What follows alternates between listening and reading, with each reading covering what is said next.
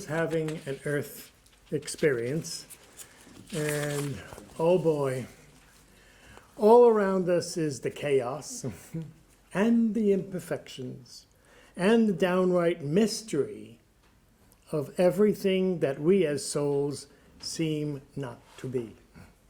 Okay? Because we see through the shaky beliefs, really, that are imprinted on us from our infancy. Having been introduced to the experience of separation and the chaos, things not being harmonious at all, but distant and separated and everything disconnected as souls. And now we're supposed to be sitting in gratitude. That being said, not so easy.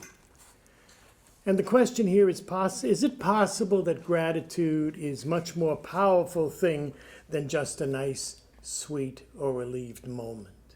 Is it more, the phenomena? In other words, is gratitude an actual power? Powerful, power-filled, and much more than we're used to thinking. The connection between gratitude then and real power. With all kinds of illusions on the screen of our life, my screen being somewhat different from yours, because it's all coming from a programmed, on one level, a programmed computer inside the projection room. Well, being grateful for what I experience out here must be very much affecting the inside as well, where it's coming from. And the Spirit has said, you valiant souls come here, and no matter what we tell you, Arcturians, Pleiadians, that bunch, the other bunch, the whole thing, no matter what we tell you, still always come down to your being able to choose to tend to what's on your plate right now. Not in the past, not in the future, but in the now, in your daily life. That's what you're here for. And cleaning it up. And that, of course, is referring both to some pleasant stuff right now and some unpleasant stuff. As the Bible has said, see, I have set before you this day good and not so good. Slight paraphrasing here. Now you have to choose with what you have that is as close to you as your nose. So what part does gratitude play in the tending to business every day? Because if we all, while in the dark, need to find God, the God which is all life, then at some point will come the shocker that God is you. Okay? Not out there, not in the illusion of separation, not in the beliefs of mom and dad, not in the caretaker's beliefs and what they told us, or the world around you, but being the whole show, the whole show, from beginning to end. And if that is so, then we better grab onto the tools we have in order to deal. Okay? So as we're being enlightened more and more, the experience of gratitude is not just being thought of now, but known to be more than moments of relief. Whew, thank God that didn't happen. Or pleasure, thanks for a lovely evening. Or a feeling of deep appreciation for feeling the fullness of abundance or healing all around us. It seems that when we are relieved of some pain, we're grateful. When something occurs the way we want it to, we're very grateful. How about when we escape pain, or if others are healed, or others simply add to our life? So there are more experiences that we can call gratitude, that people usually call gratitude, than we think.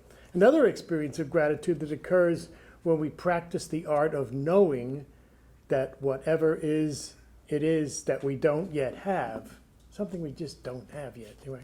We practice the art of knowing, but have put out to the universe as something we want. Right? We don't have it yet. Whatever that is has been recorded, knowing that. And it already exists and will definitely show up when we're ready for it. That kind of gratitude we wrap up in our ability to trust And it actually allows us to relax into the now and into the all. And that can powerfully allow us to lessen our separation experiences of fear. This is real power, so that we're less fearful of being alone or not being loved or not being popular or not having enough money or not accepted by society or being an outsider. Right? Worth considering, though, which doesn't really make sense, is that every single thing that exists, everything, is inherently worthy of being grateful for. We certainly need more light entering ourselves to really understand that. So at this time in our evolution, perhaps what may have been an occasional exclamation in the sentences of our life, I made that up, maybe this phenomenon of gratitude should be held closer and realized as an energy of tremendous power. Another cause for gratitude we've sometimes been a little coy about or shy about is when we're following our passion or pleasure. This is now sometimes seen as a raising of our vibration, that spreads out into the world itself. Just being on the road to discovering our passion and involved in the search for our passion is cause for gratitude and on point, so to speak. And far from seeking selfish pleasure, it is seen as a very worthy expenditure of our time. Someone said you should chase down your passion like it's the last bus of the night. Gratitude, with a capital G, connects us with universal power.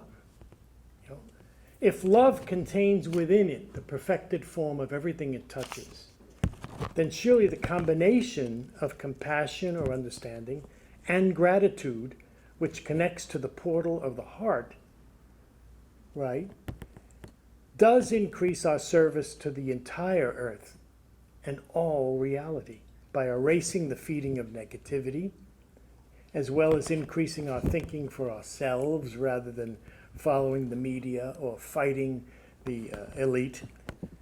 How wonderful to have a fuel to renew, to start in a new direction with positive outcomes. That's power.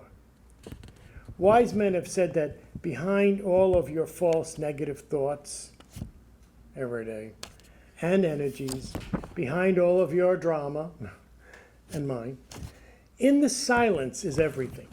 In the silence is everything.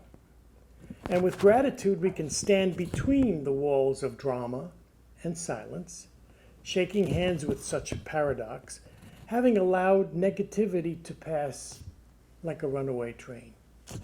Noticing and taking the beauty, then, that's revealed in every single thing around us. Pause. And as the warmth and the acceptance in the living silence comes to us each day, gratitude can renew each day.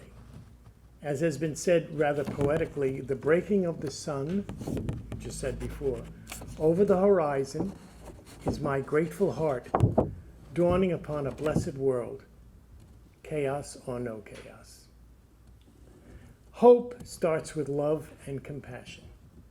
And what makes compassion and understanding for self and for others possible is its being accompanied by gratitude. So it seems likely that with gratitude the soul can sit better in the body, believe it or not, and the crown opens much better, and we can, has been said, lean back in grace to access the waterfall of light from our crown. Or, for that matter, we can poke through the movie screen of this life and let in some light. If we sit in the moment of gratitude, it is our saving grace.